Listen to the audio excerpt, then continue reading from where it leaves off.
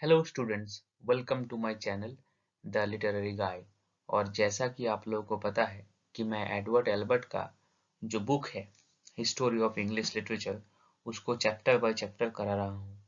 तो आज के इस वीडियो में हम लोग करेंगे चैप्टर 11 ऑफ एडवर्ड एल्बर्ट, जो कि है द विक्टोरियन एज। और ये जो विक्टोरियन एज है ये बहुत ही ज़्यादा इम्पोर्टेंट एज है इंग्लिश लिटरेचर के, अगर आप नज़रिए से देखोगे तो इसका जो टाइम पीरियड था वो था 1830 से ये शुरू होता है और ये खत्म होगा 80s 90s में। मतलब ये एक तरीके का ट्रांजिशनल पीरियड था between classical age, romantic age to the modern age. So ये एज एक तरीके का ब्रिज का काम करता है। इसके उस पार है मॉडर्न एज, जहां पर कुछ जॉनरा काम नहीं आएगा, और इसके इस पार है रोमांटिक एज और क्लासिकल एज। ठीक है, तो देखिए, एक लिटरेचर का जो एज होता है उसको शुरू करने से पहले हम लोग को उसका बैकग्राउंड जानना बहुत जरूरी है। ठीक है, और खास करके जब हम विक्टोरियन एज जैसा एक एज कर रहे हो तो उसका जो पॉलिटिकल बैकग्राउंड है, सोशल बैकग्राउंड है, हिस्टोरिकल बैकग्राउंड है, हम लोग को उसको पहले जानना पड़ेगा। अगर आप उस एलिमेंट को नहीं जानोगे तो आप लिटरेचर को समझ नहीं सकते, because literature is the reflection of the society. So society में जो भी हो रहा है उसका ही रिफ्लेक्शन हमें लिटरेचर में देखने को मिलेगा। तो अगर आप सोशल जो बैकग्राउंड है, हिस्टोरिकल बैकग्राउंड है, अगर आप नहीं जानोगे तो आपके लिए बहुत मुश्किल होगा कि आप लिटरेचर को समझ पाए। सो इसीलिए it is very important to know about the historical background, political background, and of course other background also। तो चलिए शुरू करते हैं। तो पहले हम लोगों को देखेंगे कि कौन कौन राजा थे या रानी थी उस टाइम के, जिस टाइम पे विक्टोरियन एरा चल रहा था। तो चलिए पहले हम लोग पॉलिटिकल बैकग्राउंड देख लेते हैं। तो देखिए, तो जो पॉलिटिकल बैकग्राउंड है,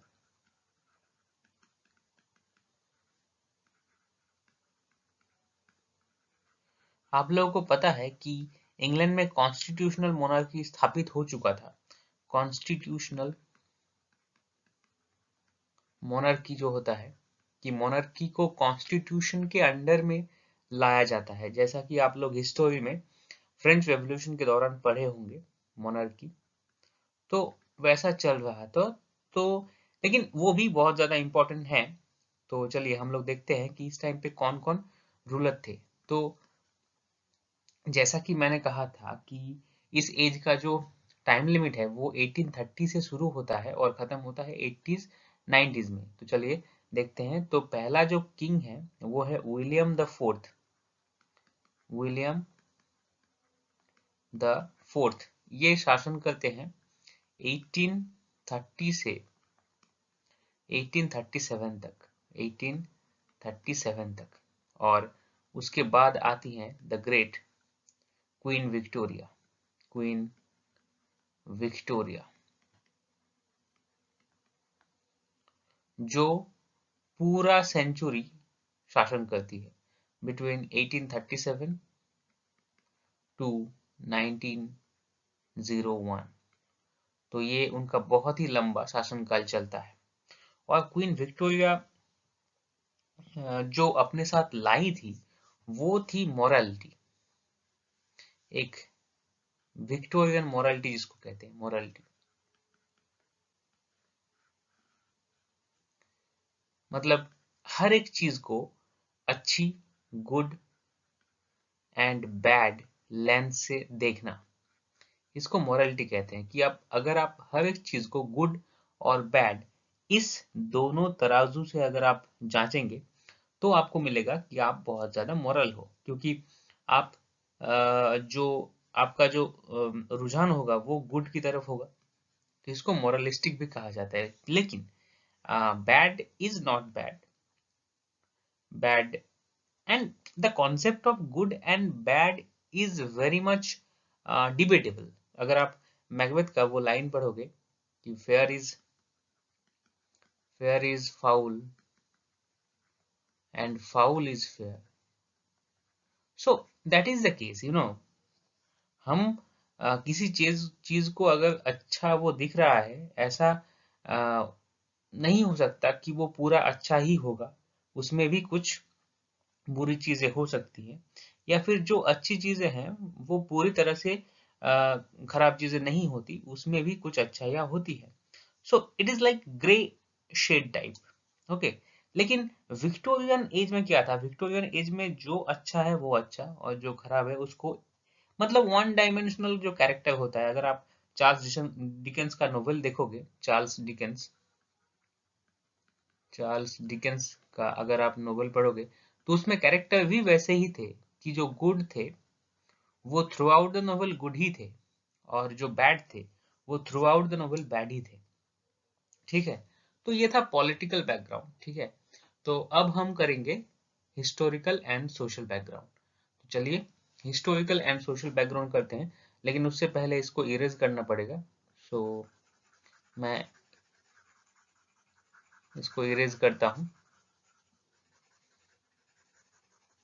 तो हम एक एक करके जो हिस्टोरिकल बैकग्राउंड है उसको हम देखेंगे, फिर हम इसको शुरू कर देंगे। चलिए,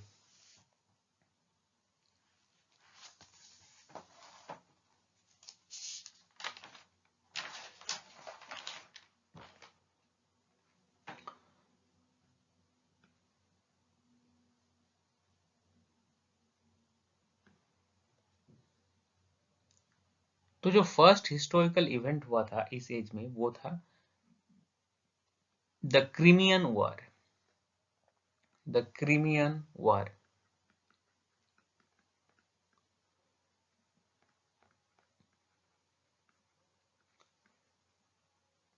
between Russian Empire and UK, France and Ottoman. ये तीन लोग एक साथ थे, और रशियन एम्पायर एक साथ था। तो इनके साथ क्रीमियन वॉर हुआ था। तो इसमें भी बहुत सारे जाने गई थी, बहुत लॉस हुआ था इंग्लैंड को। दूसरा जो होता है वो है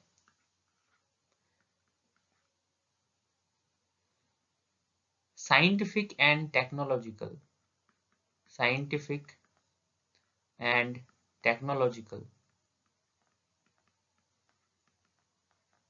डेवलपमेंट। आप लोगों को पता है कि इस एज में साइंस और टेक्नोलॉजी का बहुत ज्यादा डेवलप हुआ था।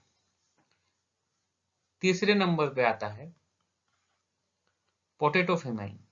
पोटैटो फेमाइन ये एक तरह का भुखमरी हुआ था, जिसमें आयरलैंड का अधिकांश जो आबादी है वो खत्म हो गया था। तो ये हुआ था 1845 से 1852 तक। तो इसमें ये फेमाइन देखने को मिला था, और इसको द ग्रेट फेमाइन भी कहा जाता है। द ग्रेट फेमाइन भी कहा जाता है। इसमें कई बच्चे, औरतें, कोई जो कॉमन पीपल है वो सब मारे गए, और उनको खाना नहीं मिला, वो स्टारवेशन में थे और वो मारे गए। जो नेक्स्ट फीचर है वो है growing middle class. Growing middle class.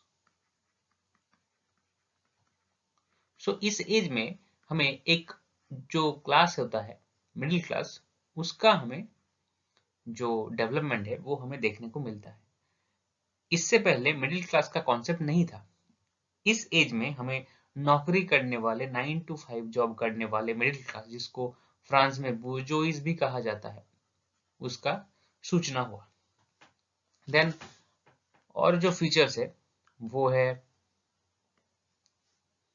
एक फिलोसॉफी आया था इस एज में, जिसको आप कह सकते हो, मतलब .5 में, यूटिलिटरियनिज्म। यूटिलिटरियनिज्म यूटिलिटरियनिज्म। अब ये क्या है? तो यूटिलिटेरियनिज्म बोलता है कि किसी चीज का अगर यूटिलिटी है,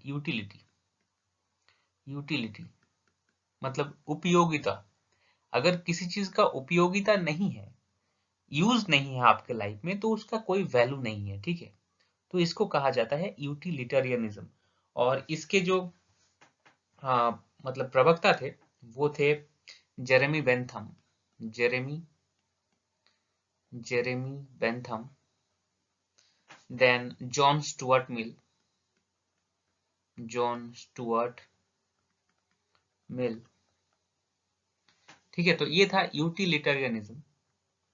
फिर अगर आप देखोगे तो और एक टॉपिक था, वो था एग्नोस्टिसिज्म।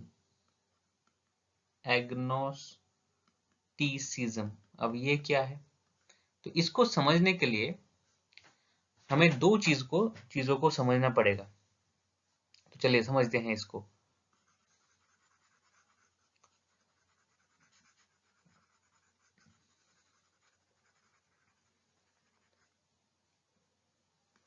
देखिए, तो 1853 में डार्विन आते हैं अपने बुक ओरिजिन ऑफ स्पीसीज लेकर। सो ओरिजिन ऑफ स्पीसीज से पहले बताया जाता था कि man is created by God. Now origin of species क्या कह रहा है कि man is created out of app, मतलब इंसान बंदर से सृष्टि हुआ है।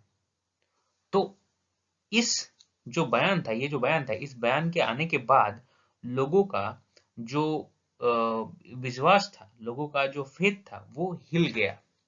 तो कुछ लोग क्या हुए, कुछ लोग कॉन्जर्वेटिज्म हो गए, मतलब और भी ज्यादा कट्टर हो गए, और कुछ लोग साइंटिफिक हो गए, और जो बीच में रहे, मतलब धर्म को भी मानते थे और साइंस को भी मानते थे, उस उन उन लोग को कहा जाने लगा एग्नोस्टिसिज्म। अगर आप विकास दिव्यकीर्ति सर को देखोगे तो वो भी आपको यही बताएंगे कि वो भी एक एग्नोस्टिसिज्म में बिलीव करते हैं। यानी कि वो ऐसा नहीं बिलीव करते कि गॉड नहीं है, लेकिन गॉड हो सकता है इसकी संभावना वो बताते हैं, लेकिन पूरी तरह मानते भी नहीं है। तो ये जो मिडिल में होते हैं उसको कहा जाता है एग्नोस्टिज्म। ये विक्टोरियन एज से ही पॉपुलर हुआ था, ठीक है। देन जो और जो फीचर्स है वो है, चलिए हम डिस्कस करते हैं और जो फीचर्स है।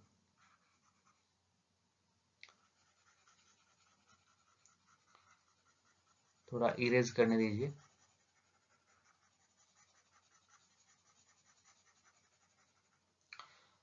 तो जो नेक्स्ट फीचर्स है वो है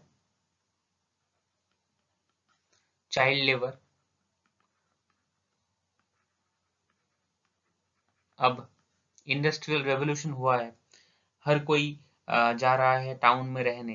तो टाउन में रहने के लिए जो फैक्ट्री होता है, तो फैक्ट्री में माँ बाप काम कर रहे हैं, और माँ बाप काम करने के साथ साथ जो बच्चे होते हैं वो भी काम कर रहे हैं। तो कॉन्सेप्ट ऑफ चाइल्ड लेबर भी यहाँ से ही पैदा हुआ। फिर स्लम एरिया,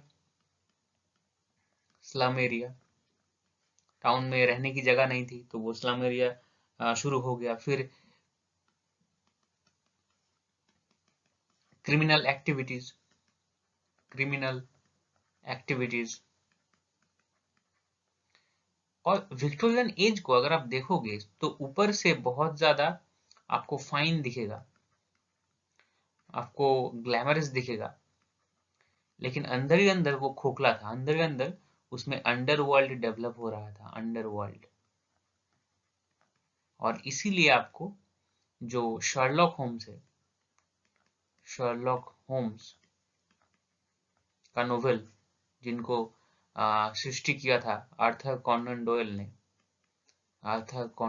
वो आपको देखने को मिला। क्यों इसी एज में आर्थर कॉनन डॉयल ने शर्लॉक होम्स लिखा? क्योंकि उसमें अंडरवर्ल्ड का एक बहुत सारा एलिमेंट हमें देखने को मिलता है कि एंटी सोशल एक्टिविटीज वहां पर होते हैं। और more focus on the fashion of outer world. So जो आउटर चीजें हैं, मतलब बाहरी चीजें हैं, उसके फैशन में ज्यादा स्ट्रेस दिया जाने लगा, ना कि अंदर के चीजों में। तो ये एक विक्टोरियन जो एज का एक आप फीचर्स कह सकते हो, ठीक है।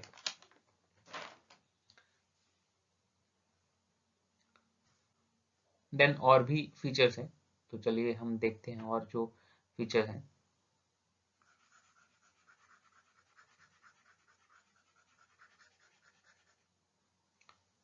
तो और जो फीचर हैं वो है anticipation of war. Anticipation of war,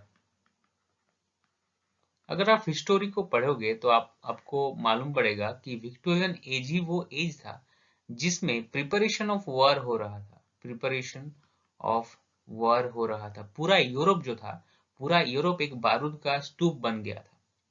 किसी भी वक्त युद्ध हो सकता था, इसीलिए and the result was first world war. First world war, तो ये एक एंटिसिपेशन ऑफ वॉर का भी एज था, जिसमें हमें देखने को मिला कि आगे वॉर है और पीछे जो रोमांटिक एज था वो था। तो एंटिसिपेशन एक वॉर भी था। और जो बहुत बड़ा फीचर्स था वो था विक्टोरियन डिलेमा। Victorian dilemma. अब ये विक्टोरियन डिलेमा क्या है कि साइंस एंड रिलीजियन, एक तरफ रिलीजियन एक तरफ साइंस, तो लोगों को कंफ्यूजन हो गया कि हम किस ओर जाएं। एक और साइंस बोल रहा है कि man is created out of ape, और रिलीजियन बोल रहा है कि man is created by God. So हम कहाँ जाए? तो इसमें विक्टोरियन जो पीपल था उसमें एक तरीके का पेंडुलम तरीके का एक डिलेमा दिखा कि हम कहाँ जाएं। तो इसको विक्टोरियन डिलेमा कहा जाता है। फिर environment, environment pollution, then prostitution. So overall the age was cool and calm, but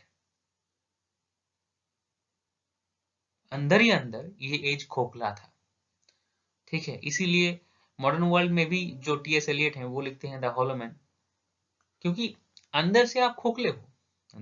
बाहर से आप दिखा लो चाहे कुछ भी कि आप ग्लैमरस हो, ये हो वो हो, लेकिन अंदर से आप खोखले हो। तो देखिए, अब हम शुरू करेंगे लाइन बाय लाइन पढ़ना। तो हिस्टोरिकल बैकग्राउंड में देखिए, first an era of peace. Few colonial war broke out during the Victorian epoch did not seriously disturb the national life.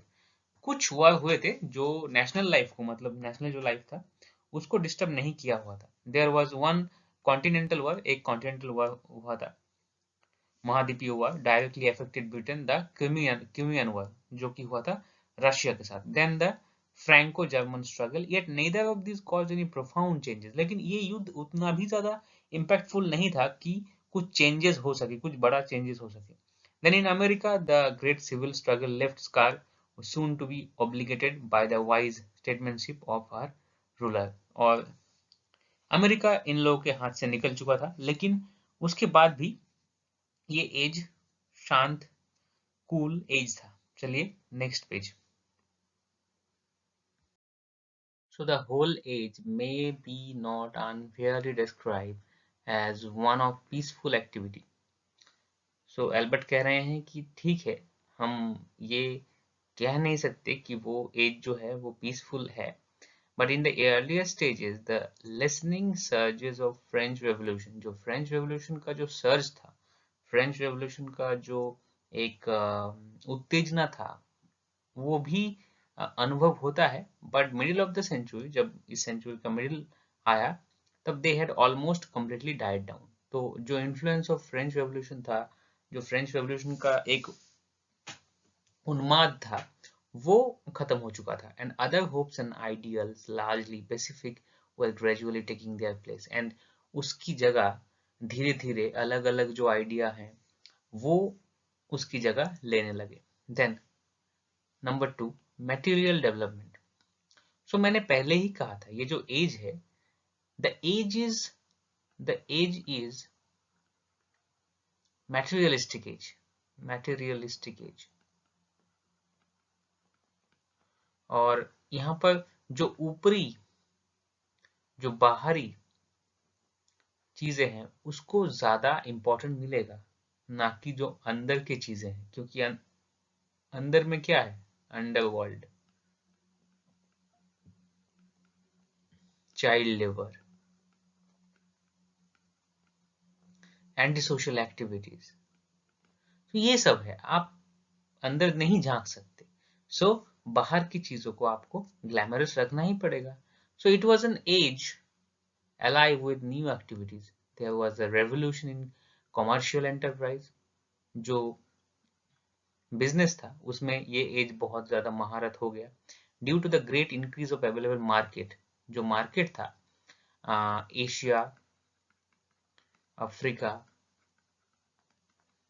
US, तो उसमें जो मार्केट था उसकी वजह से जो कमर्शियल एक्टिविटी था, बिजनेस एक्टिविटी था, वो बहुत गुना बढ़ गया। And as a result of this immense advance in the use of mechanical devices. और एक चीज हुआ जो था कि exchange of human manual labour, manual labour खत्म हो गया था और उसकी जगह आ गया था मैकेनिकल एक्टिविटीज। मैकेनिकल जो मशीन मशीन काम कर रही थी इंसानों के बदले में। The new commercial energy was reflected in the great exhibition. जो ग्रेट एग्जीबिशन हुआ था 1851 में, उसमें हमें देखने को मिलता था, which was greeted as an inauguration of the new era of prosperity. So on the other side of this picture, commercial expansion, we see the appalling social condition of the new industrial cities and squalid slum. So हमें slum भी देखने को मिले। इसके जो बुरे बुरे नतीजे हैं उनमें से एक था exploitation of cheap labor. Labour chip करने के दौरान हमें exploitation भी देखने को मिला, often child labor, and painful fight by the enlightened few to introduce social legislation and slow extension of franchise. और धीरे धीरे जो वोट का अधिकार होता है, वोट देने का, वो भी धीरे धीरे मिलने लगा। The evils of industrial revolution were vividly painted. जो इंडस्ट्रियल रेवोल्यूशन का जो इविल था, जो बुरे नतीजे थे, वो हमें देखने को मिले डिकेंस के वर्क में, मिसेस गास्केल के वर्क में, and missionary efforts man like Kingsley. So इनकी नोवेलों में हमें इंडस्ट्रियल रेवोल्यूशन का जो एक बुरा इम्पैक्ट था वो हमें देखने को मिला। Then intellectual development, intellectual level में भी ये एज काफी खास था, ठीक है। There can be little doubt that in many cases material wealth produce hardness of temper and impatience of project. So जब पैसा ज्यादा आ जाता है सो इंसान बहुत हार्ड हो जाता है, उनका जो बिलीव सिस्टम है इंसानों का वो काफी बढ़ जाता है। तो इससे क्या होता है कि इंसान, जो हम लोग इंसान है, उसके पास अगर ज्यादातर पैसे आ गए तो ये जरूर होगा, क्योंकि अगर हद से ज्यादा मनी आपके पास है तो आपका जो बिलीफ सिस्टम है, आपका जो फिलोसफी है, वो बहुत ज्यादा बढ़ जाएगा। देन इंटेलेक्चुअल एक्टिविटी भी बढ़ा। Then there was a quiet revolution in scientific thought, scientific science में भी हमें रेवोल्यूशन देखने को मिला, जैसे कि Darwin, then Spencer, Herbert Spencer, John Stuart Mill. So इनकी वजह से साइंस में भी हमें एक रेवोल्यूशन देखने को मिलता है। Literary features of the age, तो हमें लिटरेरी फीचर्स कौन कौन देखने को मिले वो भी हम देख लेते हैं, चलिए। The 60 years from 1830 to 1890, commonly included under the name of Victorian Age, present many dissimilar features, yet in several respects we can safely generalize some quality. First, its morality. So मैंने पहले ही कहा था कि ये जो एज है वो एक मॉरल एज है, यानी it always see things in two lenses, either good और बैड। इसके अलावा कोई और लेंस नहीं है सोसाइटी को देखने के लिए। So nearly all observers of the Victorian age are struck by extreme difference in two convention. To later ages these seems ludicrous. जब हम मॉडर्न एज में आएंगे तो हमें पता चलेगा कि ये जो नजरिया था, ये जो पॉइंट ऑफ व्यू था, वो बहुत ज्यादा गलत था। It was thought indecorous for a man to smoke in public and for a lady to ride bicycle. So महिलाओं के लिए बाइसाइकिल बैन था और पुरुषों के लिए पब्लिक में स्मोकिंग करना एक बैड बिहेवियर माना जाता है। जैसे कि आप मिडिल क्लास फैमिली में देखते देखते हो, वही वो बिहेवियर पूरे अगर देश में देखने को मिले तो उसको कहा जाएगा विक्टोरियन मोरालिटी। चलिए next page. Against the grossness of earlier regency and influence of the Victorian court was all in its favor. In literature, it is amply reflected. So, literature में भी ये reflect हो रहा था. Tennyson is the most conspicuous example in poetry. जो इस as का representative poet है वो है टेनिसन, लॉर्ड अल्फ्रेड टेनिसन। वो सबसे कलरफुल एग्जाम है पोइट्री में, creating preciously complacent Sir Galahad and King Arthur. तो और एक चीज जो हमें इस एज में देखने को मिलता है वो है रिटर्न टू मेडिएवलिज्म, रिटर्न टू मेडिएवलिज्म। मतलब मध्य जो मध्यकालीन जो लिटरेचर था, medieval era, middle English period, वहां पे जो लीजेंड था जैसे कि किंग आर्थर, जब हमने पढ़ा था आप लोगों को शायद याद होगा, King Arthur and his round table, then sir Gawain and green knight. So Elizabeth age में हमें देखने को मिला था कि वो लोग अपना जो इंस्पिरेशन है पोएट्री का वो लाते थे ग्रीक और रोमन राइटर्स से। लेकिन विक्टोरियन एज में क्या हुआ, ग्रीक और रोमन को उन्होंने छोड़ दिया और बदले में जो मेडिएवल इंग्लिश के जो लिटरेरी मटेरियल थे उससे अपना जो पोएट्री और जो स्टोरीज है उनसे उन्होंने इन्फ्लुएंस ली और इंस्पायर हुए और उसके बाद वो अपना जो पोएट्री है वो लिखे। Dickens perhaps the most representative of the Victorian novelist. So poetry में हमें देखने को मिलते हैं, एल्बर्ट बोल रहे हैं कि पोएट्री को रिप्रेजेंट कर रहे थे टेनिसन, नोवेल को Dickens, Charles Dickens took for his novel Old Picaret's novel, but it is almost laughable to observe his anxiety to be moral। लेकिन ये सभी लोग, चाहे वो टेनिसन हो चाहे वो डिकेंस हो, सभी लोग moral थे। This type of writing is quite blameless, but it produced the kind of public denounce the innocuous Jane Eyre is as wicked because it dealt with the harmless affection of a girl for a married man। लेकिन जेन आयर को बहुत ज्यादा criticise किया गया। क्यों? क्योंकि जेन आयर में दिखाया गया कि एक सिंगल गर्ल, ठीक है, एक लड़की का एफेक्शन मतलब प्यार दिखाया गया फॉर ए मैरिड मैन। सो ऐसा कैसे हो सकता है? This is a huge blow, this is a huge blow on the morality of Victorian age, क्योंकि विक्टोरियन एज में कभी कोई सोच नहीं सकता कि ऐसा कुछ होगा। ये जो एक्स्ट्रा मैरिटल अफेयर है, एक्स्ट्रा मैरिटल अफेयर, ये हमें जेन आयर में देखने को मिलता है। लेकिन क्योंकि उस एज में उस तरह का मोरालिटी नहीं था, उस तरह का कोई सोच नहीं सकता था कि ऐसा हो सकता है कि एक एक जो लड़की है उसका शादी नहीं हुआ है तो वो उसका जो प्यार है वो एक मैरिड पर्सन के लिए हो सकता है। ये कभी भी सोच नहीं सकता विक्टोरियन एरा के लोग, क्योंकि वो लोग बहुत ही ज्यादा मोरलिस्टिक थे, बहुत ही ज्यादा सही गलत के विचार करने वाले थे। तो जो भी गलत वो गलत होगा और जो भी सही वो एक तरफा सही होगा, यानी सही और गलत के बीच में वो देख नहीं पाते थे। ठीक है। The revolt, many writer protested against the deadening effects of convention. Carlyle, Thomas Carlyle, Matthew Arnold, in their different accent were loud in their denunciation। ये जो मोरालिटी का जो एक चोगा पहने हुए था ये एज, तो उसके खिलाफ रिवोल्ट किया था थॉमस कार्लाइल ने एंड मैथ्यू आर्नोल्ड ने। Thackeray never tired of satirizing the snobbishness of the age। Thackeray जो थे नोवेलिस्ट, उन्होंने भी ट्राई किया, बट वो ज्यादा नहीं किए। वो खाली एज का जो फीचर्स है वो हम लोगों के सामने रखे थे।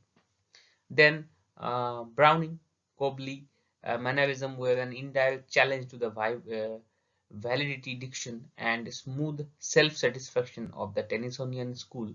तो टेनिसोनियन स्कूल का जो पोएट्री था कि हम डाइनिंग टेबल में बैठे हुए हैं और कोई सॉफ्ट पोएट्री हमें सुनाया जा रहा है ताकि हमारा जो दिल है वो खुश हो सके। तो इसको भी ब्राउनिंग ने चैलेंज किया था कि ब्राउनिंग ने बोला कि रुको, हम पोएम लिखते हैं और तुम्हारा बाप का हैसियत नहीं होगा कि तुम उसको समझ पाओ। ब्राउनिंग कविताएं तो लिख रहे थे, लेकिन ब्राउनिंग का कविता इतना ज्यादा टफ था कि कोई भी समझ नहीं पा रहा था। इवन टेनिसन खुद ये बात कह रहे हैं एक जगह पर कि वो खाली 2 लाइन समझ पाए, who is Sordello and why is Sordello. So Tennyson ने भी ये बात कही कि ब्राउनिंग की जो पोएम है उसको समझने में दिक्कत हो रही है, और कोई आम आदमी के लिए ब्राउनिंग का पोएम बहुत ही टफ होता था। लेकिन ब्राउनिंग का जो पोएट्री है वो नारियल की तरह है, कोकोनट। तो कोकोनट में क्या होता है कि ऊपर का जो लेयर है वो बहुत हार्ड होता है, लेकिन अगर आप ऊपर का लेयर को अगर आप ब्रेक करोगे तो आपको भीतर का जो मीठा चीज है वो आपको, स्वीट जो कर्नल है वो आपको खाने को मिलेगा, लेकिन उसको आपको ब्रेक करना पड़ेगा। तो Browning is like that. Then हमारे लिए आए स्विनबर्ड ने भी एक एक तरीके का रिवोल्ट किया था विक्टोरियन मोरालिटी के खिलाफ। Then William Morris. तो ये सब जो मोरालिटी था उस एज का, उसके खिलाफ एक रिवोल्ट छेड़ देते हैं, एक आंदोलन छेड़ देते हैं लिटरेचर के हिसाब से। Then the most important, Thomas Hardy. Thomas Hardy is very debatable person because कहीं कहीं थॉमस हार्डी को विक्टोरियन नोवेलिस्ट की तरह भी देखा जाता है, और कहीं कहीं उनको मॉडर्न एज में जो नोवेलिस्ट हैं उनकी जगह पे भी रखा जाता है, क्योंकि थॉमस हार्डी एक तरीके का ट्रांजिशन करते हैं। थॉमस हार्डी को अगर आप देखोगे उनकी जर्नी, तो आप देख सकोगे कि उनका जो पहला नोवेल होगा, जो शुरुआत की जो नोवेल हो, उनमें आपको विक्टोरियन मोरालिटी देखने को मिलेगा। देन 1901 और 80s 90s के बाद वो जो नोवेल लिख रहे थे वो बहुत ही ज्यादा मॉडर्न थे। सो दोनों एज का फीचर्स उनके नोवेल में हम लोग को देखने को मिलेगा। इसलिए उनका जो प्लेस है लिटरेचर में वो बहुत ही ज्यादा डिबेटेबल है। थॉमस हार्डी के जैसे ही एक और है, वो है विलियम ब्लेक। आप लोगों ने पढ़ा होगा विलियम ब्लेक, जिनको ट्रांजिशनल पोएट्स में हमें देखने को मिला था। लेकिन William Blake is not a transitional poet because he is so much different from other poets. And उनके पोएट्री में हमें दोनों फीचर्स ही देखने को मिलते हैं, रोमांटिक फीचर्स भी देखने को मिलते हैं और फिर क्लासिकल फीचर्स भी देखने को मिलते हैं। तो कई कई होते हैं जीनियस जिनको हम कहीं भी कैटेगरी में नहीं डाल सकते, जैसे कि इरफान खान। अगर आप इरफान खान का मूवी देखोगे तो आप लोगों को मालूम चलेगा कि वो खुद ही बता रहे हैं कि मैं कहीं भी, मतलब किसी जगह पे मैं कैटेगराइजेशन होने से बचता हूं, क्योंकि अगर आपके ऊपर लेवल लग गया तो उस लेवल को आप हटा नहीं सकते। जैसे कि शाहरुख खान को किंग ऑफ रोमांस कहा जाने लगा, तो उसको हटाने के लिए बहुत टाइम लगा। तो इसीलिए इरफान खान जैसे जो एक्टर है वो क्या करते हैं, वो अपने जो रोल है वो काफी ध्यान से चूज करते हैं ताकि उनको कैटेगराइज नहीं किया जा सकते। तो इसी तरह Thomas Hardy and William Blake भी, उन लोगों को कैटेगराइज नहीं किया जा सकता क्योंकि they are so much unique in their approach. Then जो थर्ड पॉइंट है वो है intellectual development. So intellectual development भी हमें देखने को मिलता है इस एज में। तो चलिए देखते हैं। The literary product was inevitably affected by the new ideas of science, religion and politics. ये जो तीन फील्ड है विक्टोरियन एज के, साइंस, रिलीजन एंड पॉलिटिक्स, तीनों फील्ड में ही हमें देखने को मिलते हैं। First of all is on the origin of species 1859 by Darwin. Charles Darwin ने एक किताब लिखा था, और आप लोगों को मालूम होगा कि इस किताब के बाद जो फेथ था, विक्टोरियन डिलेमा, वो शुरू हो गया था। पूरी जो रिलीजियन आइडेंटिटी था लोगों का वो हिल गया था, क्योंकि अभी तक लोगों को मालूम चल रहा था कि उनको क्रिएट किया था गॉड ने, लेकिन डार्विन बोल रहे हैं कि उनको क्रिएट किया है एप ने और नेचुरल एवोल्यूशन से उनका क्रिएशन हुआ था। तो ये एक टाइप का डिलेमा क्रिएट करता है विक्टोरियन सोसाइटी में, ठीक है। और एक क्वेश्चन मार्क पुट करता है on the existence of human being, कि हम कहाँ से आए, हमारा वजूद क्या है, who is the real creator of human being. Then हमें इन मेमोरियम देखने को मिलते हैं, मैथ्यू आर्नल्ड मेडिटेटिव पोएट्री भी देखने को मिलते हैं। देन ऑक्सफोर्ड मूवमेंट, जो एक मूवमेंट था लिटरेचर में, वो भी हम डिस्कस करेंगे बाद में। The movement had its source among the young eager thinkers of old university. So Oxford university में ये शुरू हुआ था and was headed by Newman. So Oxford movement को हेड कर रहे थे और लीडर थे Newman, who ultimately join church of Rome, जिन्होंने चर्च ऑफ रोम को ज्वाइन किया था। As a religious potent, it marked the widespread discontent with the existing belief of the Church of England. So वो चर्च ऑफ इंग्लैंड से निकलकर church of रोम में मतलब Catholicism को एक्सेप्ट कर रहे थे। As a literary influence it affected many writer of note including Newman himself, Froude, Morris and Kingsley and Gladstone. तो ये एक तरीके का रिलीजियस मूवमेंट था जो कि लिटरेचर को भी इन्फ्लुएंस किया था। Then the new education acts making certain measure of education compulsory rapidly produce an enormous reading public and cheapening of pointing and paper increase। जैसे कि पेपर का जो दाम था वो कम हो गया एंड देन जो पब्लिक स्कूल है, पब्लिक स्कूल वो बढ़ गया। तो इसीलिए जो यूनिवर्सल एजुकेशन है, जो यूनिवर्सल एजुकेशन है वो बढ़ गया और सभी बच्चों को पढ़ने का चांस मिला। और यही आप देख सकते हो, अगर आप डेविड कॉपरफील्ड पढ़ोगे, डेविड कॉपरफील्ड पढ़ोगे तो उसमें भी ये दिखाया गया है कि कैसे यूनिवर्सल एजुकेशन जो इंग्लैंड में शुरू हुआ था, क्वालिटी अच्छा नहीं था लेकिन शुरू हुआ था और सभी को पढ़ने का चांस मिल रहा था। चलिए next page. So demands for books so that the production was multiplied. So market में क्या हुआ, जो किताब था, किताबों का डिमांड बढ़ा, तो इसीलिए जो प्रोडक्शन था किताबों का वो भी बढ़ गया। जितना ज्यादा डिमांड उतना ज्यादा सप्लाई और प्रोडक्शन, ठीक है। सो मैंने पहले ही बताया कि उस टाइम पे various types of education act आए थे, एजुकेशन एक्ट्स आए थे और एजुकेशन एक्ट्स में यूनिवर्सल एजुकेशन आया था, यूनिवर्सल फ्री एजुकेशन आया था।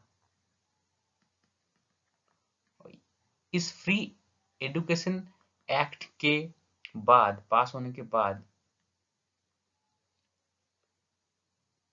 पब्लिक स्कूलों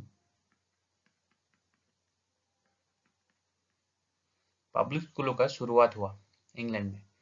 और पब्लिक स्कूल का शुरुआत होने के वजह से जो गरीब के बच्चे थे, गरीब या फिर मिडिल क्लास के जो बच्चे थे, वो पढ़ने का चांस उन लोगों को मिला, ठीक है। तो इसीलिए जब आप पब्लिक स्कूल की जो सूचना है वो आप करोगे, शुरुआत करोगे, तो उससे क्या होगा, उससे बुक्स का डिमांड बढ़ेगा ऑटोमेटिकली। और जब बुक्स का डिमांड बढ़ेगा तो उसमें सबसे पॉपुलर फॉर्म क्या होगा, सबसे पॉपुलर फॉर्म होगा नोवेल, ठीक है। So that's why Victorian age में सबसे पॉपुलर फॉर्म था novel. Much of their works was a high standard, maximum जो वर्क था उन लोगों का वो स्टैंडर्ड हाई था। सो मच सो, इतना हाई था, so that it has been asserted by competent critics that the middle years of 19th century were the richest in the whole history। मतलब इतना हाई था उन लोगों का स्टैंडर्ड कि जो middle of the 19th century था उसमें सबसे ज्यादा नोबेल प्रोड्यूस हुए थे, ठीक है। देन नेक्स्ट पॉइंट है international influence. During the 19th century, interaction among American and European writers was remarkably fresh and strong. So, जो अमेरिकन इंडिपेंडेंस वॉर हुआ था उसमें अमेरिका इंडिपेंडेंट हो गया था, लेकिन इंडिपेंडेंट होने के बाद भी अमेरिका में जो शासन कर रहे थे वो तो इंग्लैंड से ही गए हुए थे ना, जो इंग्लैंड से प्यूरिटन थे, प्यूरिटन, वो इंग्लैंड को छोड़कर अमेरिका चले गए थे और वहां पर अपना जो शासन था वो कर रहे थे। और इसीलिए इंग्लैंड और अमेरिका के बीच में एक फ्रेंडली रिलेशन हर वक्त रहता है। सो जो रिलेशन था वो भी फ्रेश था एंड स्ट्रांग था। In Britain influence of the great German writer was continuous. तो जब हम रोमांटिक एज शुरू कर रहे थे तभी हमने बताया था कि जो एलिजाबेथन एज था, ठीक है, उसमें हमें क्या देखने को मिला था कि influence from Greek and Roman writer. लेकिन रोमांटिक एज के बाद और खास करके विक्टोरियन एज के बाद क्या हुआ, जो शिफ्ट था, जो सेंटर था कल्चर का या फिर लिटरेचर का, वो जर्मन बन गया, वो जर्मन बन गया। वहीं पे नीट्जे, हेगेल, देन गेटे, ये सभी आए और जर्मन सेंटर बन गया, कल्चरल सेंटर बन गया होल यूरोप के लिए। पहले ग्रीक था, फिर रोम हुआ और उसके बाद इटली हुआ, देन जर्मनी हुआ और जर्मनी के बाद होगा इंग्लैंड। सो ये सभी एक दौर में यूरोप के सेंटर रह चुके थे, कल्चरल एंड फाइनेंशियल लेवल पे और फिर एम्पिरिकल लेवल पे तो था ही। तो इसलिए एक एक करके सभी यूरोप के सेंटर हुए थे, ठीक है। थॉमस कार्लाइल, मैथ्यू आर्नल्ड बहुत ज्यादा इन्फ्लुएंस हुए थे जर्मन राइटर से। The Brownings, Swinburne, Morris, Meredith were deeply absorbed in the long struggle of the following Garibaldi and Cavour and Italian freedom. गैरीबिल्ड जो थे उनसे बहुत ज्यादा इन्फ्लुएंस हुए थे। कैवोर एंड इटालियन फ्रीडम जो था उनसे भी बहुत ज्यादा इन्फ्लुएंस हुए थे। Then achievement of the age, with all its immense production, the age produced no supreme writer। लेकिन इसमें एक खामी भी थी इस एज में कि कोई सुप्रीम राइटर, रिप्रेजेंटेटिव राइटर इस एज में नहीं था। जैसे रोमांटिक एज में हमें वर्ड्सवर्थ मिले, वैसे कोई बड़ा फिगर या फिर शेक्सपियर टाइप कोई बड़ा फिगर हमें इस एज में देखने को नहीं मिलते। इट रिवील्ड नो शेक्सपियर, हमें शेक्सपियर नहीं देखने को मिलते, no Shelley, no Byron, no Scott. The general literary level was, however, very high. It was an age, moreover, a spacious intellectual horizon, noble endeavor and bright aspiration. लेकिन उसके बाद भी इस एज का कई अच्छा फीचर्स था, जो कि था spacious intellectual horizon. Intellectually, this age was superior than its predecessors, and bright aspiration था, नोबल एंडिवर, जो नए नए तरीके थे, नए नए आइडिया थे, वो हमें इस एज में देखने को मिलते हैं। चलिए फर्स्ट जो पोएट है वो हम शुरू करते हैं, जो कि है अल्फ्रेड लॉर्ड टेनिसन। हमें शेक्सपियर तो देखने नहीं मिले या फिर हमें शैली भी नहीं मिले, लेकिन आप कह सकते हो कि एक तरीके से अल्फ्रेड लॉर्ड टेनिसन को इस एज का रिप्रेजेंटेटिव पोएट कहा जा सकता है, रिप्रेजेंटेटिव पोएट कहा जा सकता है, क्योंकि टेनिसन के अंदर वो हर क्वालिटी था जो विक्टोरियन एज में था। मतलब विक्टोरियन एज में जो जो फीचर्स हमें देखने को मिलते हैं, टेनिसन की पोएट्री में भी हमें वो फीचर देखने को मिलते हैं। तो हम कह सकते हैं एक तरीके की कि टेनिसन रिप्रेजेंटेटिव पोएट हो सकते हैं विक्टोरियन एज के। तो चलिए शुरू करते हैं। इनका टाइम लाइन था 1809 से 1892। Alfred Tennyson, the son of clergyman, तो ये क्लर्जीमैन के बेटे थे, was born in father's living at Somersby in Lincolnshire. After some schooling in Louth, which was not agreeable to him, he proceeded to Cambridge. तो वो Cambridge university चले गए। At the university, he was wholly conventional person, and the only mark he had made was he win Chancellor Medal for a poem on Timbuktu. सो उन्होंने एक chancellor medal जीता। उनका जो first poem था वो था टिम्बकटू। टिम्बकटू के लिए चांसलर मेडल उन्हें मिला। He left Cambridge without taking degree. Degree उन्होंने नहीं लिया, डिग्री को छोड़कर वो कैम्ब्रिज से चले आए। But before doing so he publish some volume of mediocre verse. During next 20 years he passed a tranquil existence. कुछ जो उनका जो यूथ था, टीनेज था, उसमें कुछ पोएट्री उन्होंने लिखा था। And writing much poetry pleasant zones like lake district, Stratford on Avon and other places where he peaceful life. And all the while, fame as a poet was making headway. In 1844, he lost most of his all means and his unlucky speculation, but in the nick time of 1845, he received a government pension. He was appointed poet laureate in 1850. जब Wordsworth की मृत्यु हुई, William Wordsworth का जब मृत्यु हुआ 1850 में, तब उनको नेक्स्ट पोएट लोरिएट बनाया गया। ठीक है।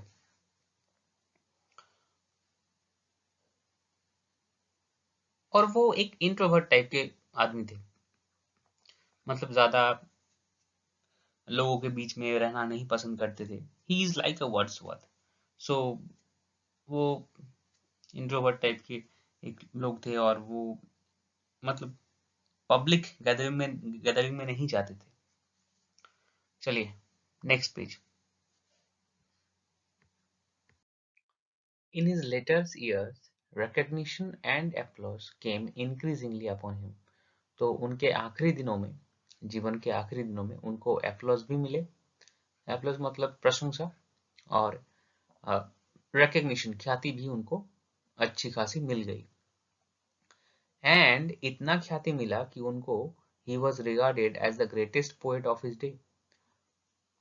उनको उनके दिनों में महानतम कवियों में से गिना जाने लगा। इन 1884 ही वॉज क्रिएटेड अ बैरन। उनको बैरन बनाया गया। बैरन मतलब एक जमींदार टाइप होता है, ठीक है। और उनको हाउस ऑफ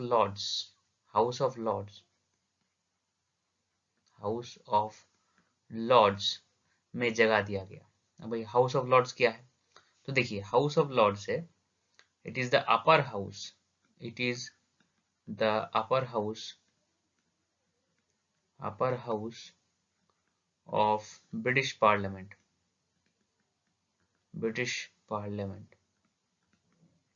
ठीक है, ब्रिटिश पार्लियामेंट का जो अपर हाउस है, जैसे हमारा जो राज्यसभा है, उसी तरह इंग्लैंड का जो पार्लियामेंट है उसको अपर हाउस को हाउस ऑफ लॉर्ड्स कहते हैं। और इसमें जो जमींदार श्रेणी है, एरिस्टोक्रेटिक श्रेणी, उन लोगों को जगह दिया जाता है। इस हाउस का कुछ खास पावर नहीं है, लेकिन जब राजा पावर में थे तब इस हाउस का ज्यादा पावर था। फॉर अ टाइम ही टुक, और उनके नाम के आगे लॉर्ड लिखाया जाता है, इसीलिए उनका नाम हुआ लॉर्ड अल्फ्रेड टेनिसन। ठीक है। लेकिन जैसा मैंने बताया कि वो इतना ज्यादा इंटरेस्टेड नहीं थे एज ए पॉलिटिशियन, और वो भीड़ भाड़ से ज्यादा मतलब परेशान रहते थे। सो ही डाइड एट एल्डरवर्थ में उनकी मृत्यु हुई, near Haslemere in Surrey, and was buried in Westminster Abbey. तो वेस्टमिनिस्टर एबी में जो पोएट होते हैं इंग्लैंड के, उनको बरी किया जाता है, दफनाया जाता है, तो उनको भी वेस्टमिनिस्टर एबी में ही दफनाया गया।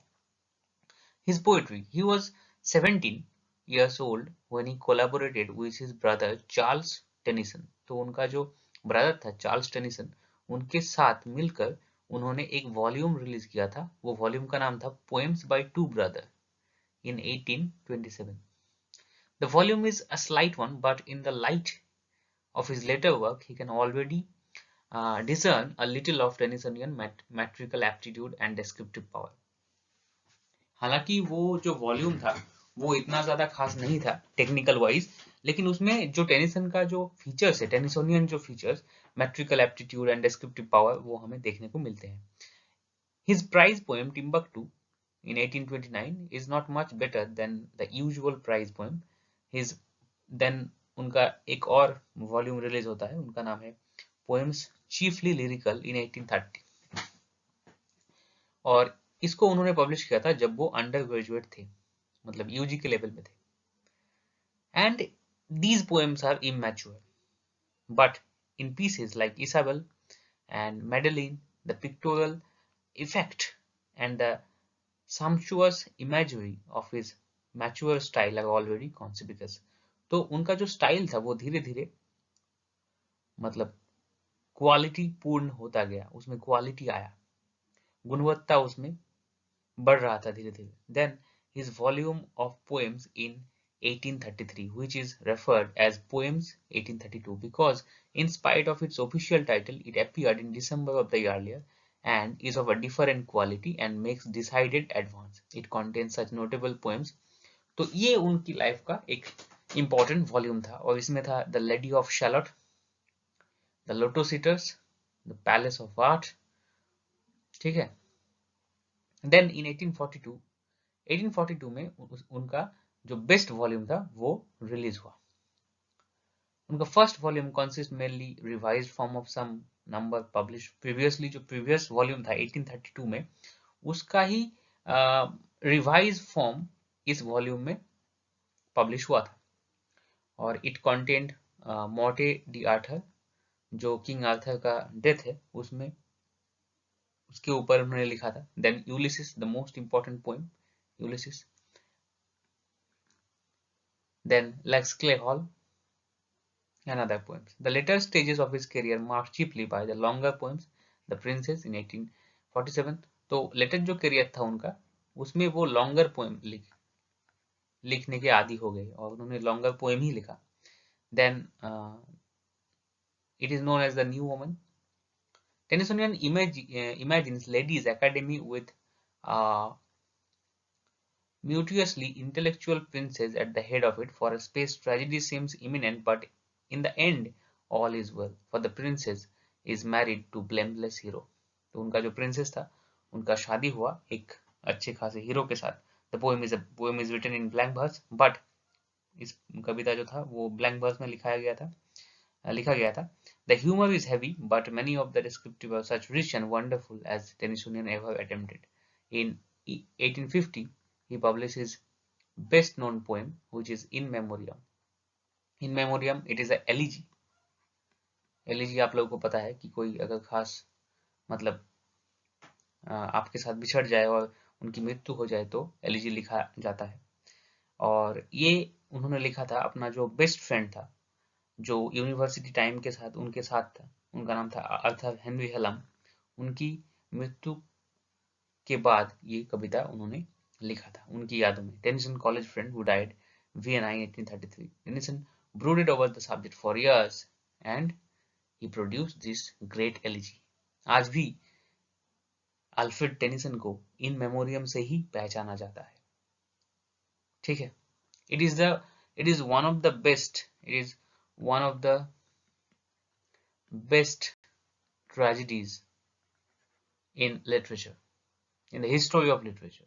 चलिए next page. The theme of the poem is meditation on life and death. So इसका जो theme था वो था meditation or deep thinking on life, about death, about the nature of life and nature of death. For the first, then probably one and only time, Tennyson feeling was sad and troubled. The result was most deeply emotional and probably greatest poetry he ever produced. The poem is adorned with many beautiful sketches of English scenery. The meter is called In Memoriam meter. तो In Memoriam लिखने के लिए उन्होंने एक खास metre का उपयोग किया था जिसको In Memoriam meter कहा जाता है. Then उन्होंने लिखा Maud and other poems, 1855. Then the chief poem is called Monodrama. It is called Monodrama or melodrama type. It consists of a series of lyrics reflect of love and hatred. Then उन्होंने लिखा था 3 issue में 3 साल में, मतलब 3 addition 3 addition publish हुआ था 1859 में, 1869 में और 1889 में, which is called Idylls of the King, which considered attempted great theme of Milton abandon that King of Arthur and Round Table. It is about King Arthur. Okay. Many doting admires so idylls and allegory of the soul of man, इसको allegory भी कहा जाता है, and it is a retelling of Thomas Malory's जो king अर्थर था उसको एक retailing type उन्होंने लिखा था। देन उनका जो आप बोल सकते हैं कि last important poem Enoch Arden, the plot is cheap seaman dealing with a seaman supposedly drowned who returns and finding his wife happily married to another man। एक मैरिनर की कहानी है एनॉक आर्डन, जिसमें जो वो डूब जाता है समुद्र में और वो आके देखता है कि उसकी जो पत्नी है वो हैप्पीली लाइफ लीड कर रही है एक दूसरे मैन के साथ। देन वो रिटायर करता है कि नहीं चाहिए मुझे ये सब। The tale as ever rich with Tennysonian ardor, and in particular there is a descriptive tropical island where Enoch is wrecked, that is among the highest flight of the poet। तो देखिए टेनिसन का जो features है वो था pectoral quality. उनकी कविताओं में अगर आप कविताओं को पढ़ोगे तो आपको लगेगा कि आप विजुअलाइज कर पा रहे हो, तो ये सबसे बड़ा फीचर था उनका पोएम्स का। तो यहाँ पर एक स्पेसिमेन दिया गया है, अगर आप चाहे तो पढ़ सकते हैं, चाहे तो स्किप भी कर सकते हैं। चलिए next page. His last poems contain harsher note, as if old age has brought disillusion and peevish discontent with pleasant artifice and had graced his prime। So उनका जो लास्ट पोएम्स थे, आखिरी के जो पोएम्स थे वो हार्शद थे, मतलब बहुत ज्यादा हार्श थे। और ये उनका दोष नहीं था, क्योंकि उनके आसपास जो एनवायरनमेंट था और वो बहुत ज्यादा डिसल्यूशन, हताश हो चुके थे बाहरी मटेरियलिस्टिक जो एनवायरनमेंट था उसकी वजह से। तो उसकी वजह से उनका जो पोएम था वो ऐसा हुआ था। तो जो आखिरी के पोएम थे उसमें इंपॉर्टेंट थे Locksley Hall, 60 years after, death of the Oenone and echoes sumptuous imagination of the year proceeding। तो उन्होंने कुछ प्ले भी लिखा था। He wrote 3 historical plays। उन्होंने 3 ऐतिहासिक जो प्ले था वो उन्होंने लिखा था, और वो है Queen Mary, Harold and Becket. The last owing chiefly to the Sir Henry Irving actor-manager was quite stage success. None, however, rank high dramatic effect, though they show much and care and skill। The Falcon is a comedy। उन्होंने एक comedy भी लिखा था the Falcon नाम करके, based on the story of Boccaccio's the cup. Boccaccio जो Italian writer थे, उनका जो कप था उसके ऊपर बेस्ड करके ये फैल्कन ड्रामा लिखा था। देन प्लूटर्स scored a success also through skill of Irving, the Foresters dealing with familiar Robin Hood theme। तो फॉरेस्टर में जो थीम था वो था robin hood. It was produced in America, not in England। Okay, now उनके poetry के features. तो हम देखते हैं कि उनके पोएट्री में क्या क्या फीचर्स थे। चलिए शुरू करते हैं। His poetical characteristics। His choice of subject। तो Tennyson earliest instinct as seen in the volume 1830, 1833 and 42 led him to the lyric and legendary narrative as his principal theme।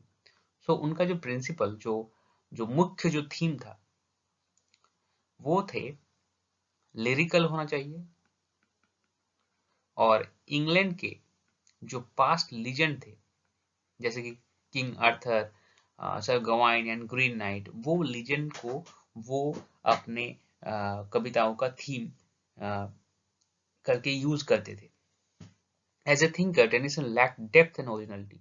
तो उनमें डेप्थ नहीं था, वो सरफेस लेवल पर रहते थे। Surface level पर मतलब उन होता है ना कि कुछ, जैसे कि रॉबर्ट ब्राउनिंग का जो पोएम अगर आप पढ़ोगे तो लाइन में एक लिखा होगा एक, और उसका जो डीप मीनिंग होगा वो एक होगा, लेकिन टेनिसन में डीप जो डेप्थ था वो नहीं था। ठीक है, वो एल्बर्ट बोल रहे हैं कि डेप्थ और ओरिजिनलिटी नहीं था। ठीक है, he was content to mirror feeling and aspiration of this time and is didactic। तो उनका जो वर्क था वो डायडेक्टिक था। डायडेक्टिक मतलब डायरेक्टली मतलब ऐसे वर्क जो कि आप लोगों को कुछ लेसन देते हो, जैसे जो मॉरल स्टोरीज होती हैं, ठीक है, पंचतंत्र जिसमें आपको मॉरल एजुकेशन मिलता है, तो इसी तरह का एक तरीके का एजुकेशनल वैल्यू होता था उनके वर्क का। मतलब आप अगर कुछ पढ़ोगे तो कुछ सीख के जाओगे, और जबरदस्ती से आपको सिखाया जाएगा उस पोएम से, क्योंकि वो एक पोएट लॉरिएट भी थे। ये हमें याद रखना पड़ेगा कि वो पोएट लॉरिएट भी थे, और ये एक ऑफिशियल गवर्नमेंटल पोस्ट होता है, तो इसलिए उनको उनका जो डिजायर था, उनके जो मतलब थॉट थे, उसको फिल्टर करके पोएम लिखना पड़ता था, क्योंकि अगर आप अपने मन का लिख दोगे तो फिर आपको बैकलैश भी सहना पड़ेगा, क्योंकि आप एक ऑफिशियल गवर्नमेंटल पोस्ट में हो, इसीलिए। देन यही एल्बर्ट भी वही बोल रहे हैं, the requirement of his office as poet laureate led him production of number of occasional poem which have caused him to be described contemptuously as the newspaper of his age. तो उनको newspaper की तरह देखा जाता था, क्योंकि वो एक ऑफिशियल पोस्ट पे थे। Of them all that needed be said here is that it is surprising that are good as they are for the rest of with notable exceptions such as Ulysses and In Memoriam। लेकिन Ulysses और In Memoriam हमें exception देखते हैं कि In Memoriam और Ulysses में वो जो ओरिजिनल टेनिसन था वो हमें देखने को मिला। His craftsman, no one can deny that he is a great care and skill। तो उनका जो टेक्निक था, उनका जो क्राफ्ट था, वो बहुत अच्छा था। And his method of producing poetry was slowly evolve the line of his mind and commit them to paper। चलिए next page. Revise them till they were near perfection। और वो बार बार रिवाइज करते ही रहते थे, रिवीजन करता ही रहते थे, और इसीलिए जब तक परफेक्ट नहीं हो जाता वो पब्लिश नहीं करते थे अपने पोएट्री को। Consequently we have a high level of poetical artistry। तो हमें आर्टिस्ट्री ज्यादा देखने को मिलते हैं, हालांकि उसमें डेप्थ नहीं देखने को मिलेगा। अगर आप फॉर्म को लेकर ज्यादा चिंतित होगे तो आप डेप्थ के ऊपर काम नहीं कर पाओगे, ठीक है। No one excelled Tennyson in draft application of sound and sense, subtle providing employment of alliteration and vowel। उनका खास था alliteration यूज करते थे और वावल म्यूजिक को यूज करते थे। यहाँ पर एक्सप्रेशन दिया गया, अगर आप चाहें तो पढ़ सकते हैं, चाहे तो स्किप भी कर सकते हैं। और जैसा मैंने बताया था, हिज पिक्टोरियल क्वालिटी, तो उनके अगर आप कविताओं को पढ़ोगे तो आपको ऐसा लगेगा कि आप देख रहे हो, विजुअलाइज कर रहे हो। And he is a follower, actually he is a fan of John Keats. तो किट्स से बहुत ज्यादा इन्फ्लुएंस हुए थे वो। तो ये एक स्पेसिमेन है, अगर आप चाहे तो पढ़ सकते हैं, चाहे तो स्किप भी कर सकते हैं। चलिए नेक्स्ट पेज। देन जो नेक्स्ट क्वालिटी है वो है टेनिसन्स लिरिकल क्वालिटी। तो उनका लिरिकल क्वालिटी भी समवट अनइवन, और उसको कोई भी मैच नहीं कर सकता। Like the splendour falls, crossing the bar, break break break. यहाँ पर ब्रेक ब्रेक ब्रेक ये कविता का एक्सपेरिमेंट दिया गया, अगर आप चाहें तो पढ़ सकते हैं, चाहे तो स्किप भी कर सकते हैं। ओके, चलिए। His reputation already declined from idolatry in which he held when he was alive। So जितना टाइम बीता टाइम के साथ उनका रेपुटेशन घटता गया, और जो ब्राउनिंग था, रॉबर्ट ब्राउनिंग, टाइम के साथ उनका जो रेपुटेशन है वो बढ़ता गया। चलिए नेक्स्ट पेज। तो चलिए इस क्लास को अभी खत्म करते हैं, और जैसा कि आप लोग देख पा रहे हैं कि वीडियो बहुत ज़्यादा लंबा हो चुका है, तो इसीलिए हम रॉबर्ट ब्राउनिंग को और रॉबर्ट ब्राउनिंग के साथ और जो पोएट्स हैं उन लोगों को नेक्स्ट वीडियो में डिस्कस करेंगे। तो चलिए अभी क्लास को खत्म करते हैं। More videos are coming up next to you, and please don't forget to like, share and subscribe, and of course express your feeling in the comment box। आपको कैसा लगा ये वीडियो, एंड हम एल्बर्ट को ख़त्म करेंगे जल्दी, और उसके रिलेटेड जो नोट है वो आप लोगों को टेलीग्राम चैनल में मिल जाएगा, ठीक है। चलिए, stay healthy and stay studying.